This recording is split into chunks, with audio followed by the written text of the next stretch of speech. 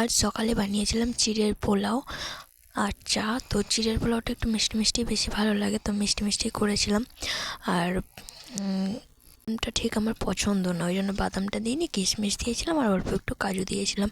তো সকালবেলা এটাই টিফিন করলাম। তারপরে তোমাদের দাদাভাই নিয়ে চলে এসেছে এইদিকে মাছ। এটা কি মাছ বলে আমি অতটা ভালো জানি না, তোমরা যদি কেউ জেনে থাকো তাহলে আমাকে অবশ্যই কমেন্টে জানাবে। তো এই মাছটা এনেছিল, এই মাছটা ঝাল করব।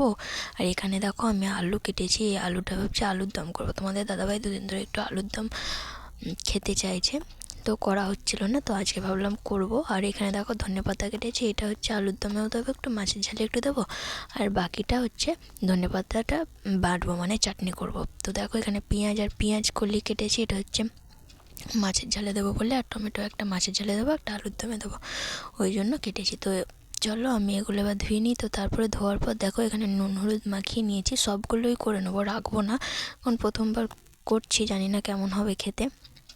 তো দেখো এখানে হাফ মাছ ভাজা হয়ে গেছে, এবার এইভাবে সব মাছগুলো আমি ভেজে নেবো। তো দেখো বন্ধুরা এখানে আমার সব মাছ ভাজাও হয়ে গেছে। আর এখানে দেখো আমি পেঁয়াজ টমেটো আর পেঁয়াজ কলিটা তো আগেই কেটে নিয়েছিলাম, তো ওই তেলের মধ্যে আর একটু তেল দিয়ে এবার ওর মধ্যে আমি পেঁয়াজ দিয়ে দেবো। পেঁয়াজ দিয়ে অল্প একটু পেঁয়াজটা ভেজে নেবো, তারপরে দিয়ে দেবো হচ্ছে পেঁয়াজ কলি দেওয়ার পর টমেটো দিয়ে আমি ভালো করে এটা ভেজে নেবো। তো হ্যালো বন্ধুরা, তোমরা সবাই কেমন আছো? আশা করি খুব ভালো আছো, আর আমিও অনেক ভালো আছি। তো তোমাদের আমার ভিডিও দেখতে কেমন লাগছে কমেন্ট করে জানাবে, আর আমার চ্যানেলটাকে সাবস্ক্রাইব করবে। তো দেখো এখানে পেঁয়াজ কলি আর এটা ভাজা হয়ে গেছে, এবারে আমি দিয়ে দিলাম হচ্ছে টমেটো দেওয়ার পরে দেবো হচ্ছে আদা রসুন বাটা, তারপরে নর্মালি যে গুঁড়ো মশলা দিই রোজকার, যেটা মশলা আর কি, লঙ্কা গুঁড়ো, জিরে গুঁড়ো, হলুদ গুঁড়ো, ধনে গুঁড়ো, তো ওটাই দেবো। আদা রসুন আমি বেটে রেখে দিই ফ্রিজের মধ্যে, কারণ অল্প মশলা তো রোজ বাটা যায় না, তাই একটু বেশি করে বেটে রেখে দিই, তাদের 2-3 দিন হয়ে যায়। 2-3 দিনের মতোই করি, বেশি দিনের জন্য আবার করি না। তো রেখে দিই, তারপরে তখন ওইটা দিয়ে আমার 2-3 দিন হয়ে যায়, তারপরে আবার মশলা বাটি। তো তারপরে এখানে তো মেয়ের খাবারটা বসিয়ে দিয়েছি, মেয়ের খাবারে একটু জল বেশি হয়ে গেছিলো, তাই জলটা মেরে নিচ্ছি। আর এখানে দেখো সব গুঁড়ো মশলা দিয়েও দিয়েছি, এবারে আমি এটা ভালোভাবে কষে নেবো। তোমরা কীভাবে এই মাছটা রান্না করো আমাকে জানাবে, কারণ আমি প্রথমবার রান্না করছি আর এইভাবেই করলাম, ভাবলাম এভাবেই হয়তো ভালো লাগবে টমেটো দিয়ে। তো দেখো আমার এখানে মশলাটা প্রায় হয়ে গেছে, পুরো তেল ছেড়ে দিয়েছে, অল্প একটু জল দিলাম, জল দিয়ে আর একটু বেশিক্ষণ ধরে কষবো, তাহলে আর একটু তেল ছাড়লে পরে কাঁচা মশলার গন্ধটা চলে যাবে। তো দেখো এখানে প্রায় হয়ে গেছে, এবারে আমি জল দিয়ে দেবো।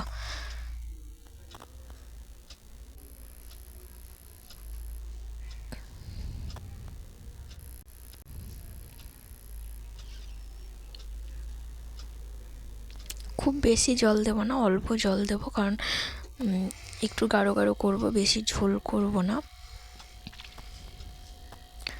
কারণ বললামই তো প্রথমবার রান্না করছি, জানি না কেমন হবে খেতে, তো অল্পই ঝোল করব। তো চলো পুরো ভিডিওটা দেখতে থাকো। তো এখানে দেখো ঝোলটা ফুটে গেছে, এবারে আমি এর মধ্যে মাছ দিয়ে দেবো।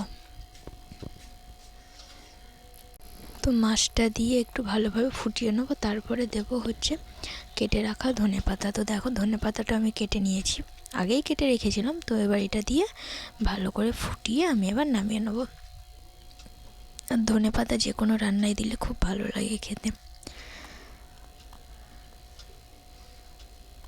তো চলো পুরো ভিডিওটা দেখতে থাকো। তো দেখো ধনেপাতা দেওয়ার পর এদিকে ফুটেও গেছে, এবারে আমি মাছটা নামিয়ে নেব।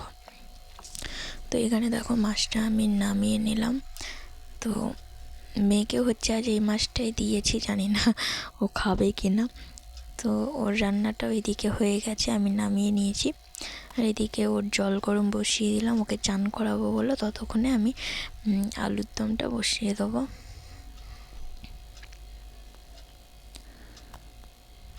দেখো বন্ধুরা মেয়েকে আমার চান করাও হয়ে গেছে, আর এদিকে আমি আলুর দমটাও বসিয়ে দিয়েছি। ওকে চান করাতে গেছিলাম, তার মাঝখানে আমি রান্নাটা করেছি, তো ভিডিও করা হয়নি। আর এদিকে দেখো আমার ভাতও হয়ে গেছে, এবার আমি ভাতটা নামিয়ে দেবো। আর এখানে আমার ধনেপাতার চাটনিটাও হয়ে গেছে। এবার ধনেপাতার চাটনিটা বাটির মধ্যে ঢেলে নেবো, দিয়ে লেবু দেবো। লেবু দিলে একটু টক টক ভালো হয় খেতে। তো দেখো এখানে আমার হয়ে গেছে এটা। তো এখানে আমার একটা গোটা লেবু দিতে হয়েছিল, কারণ ভেবেছিলাম হাফ দিলে হয়ে যাবে, কিন্তু হয়নি। তারপরে এইদিকে দেখো আমার তরকারিও হয়ে গেছে। তো দেখো এখানে হচ্ছে আলুর দমটা হয়েছে, আর এখানে ওই ধনেপাতার চাটনিটা আর মাছের ঝালটাও হয়ে গেছে। মাছের ঝালটা দেখো একদম গাঢ় গাঢ় হয়েছে। আর এই দিকে হয়ে গেছে ভাত। তো আজ রান্নাবান্না তোমাদের কেমন লাগলো অবশ্যই কমেন্ট করে জানাবে। তো চলো ভিডিওটা এই পর্যন্ত, সবাইকে টাটা।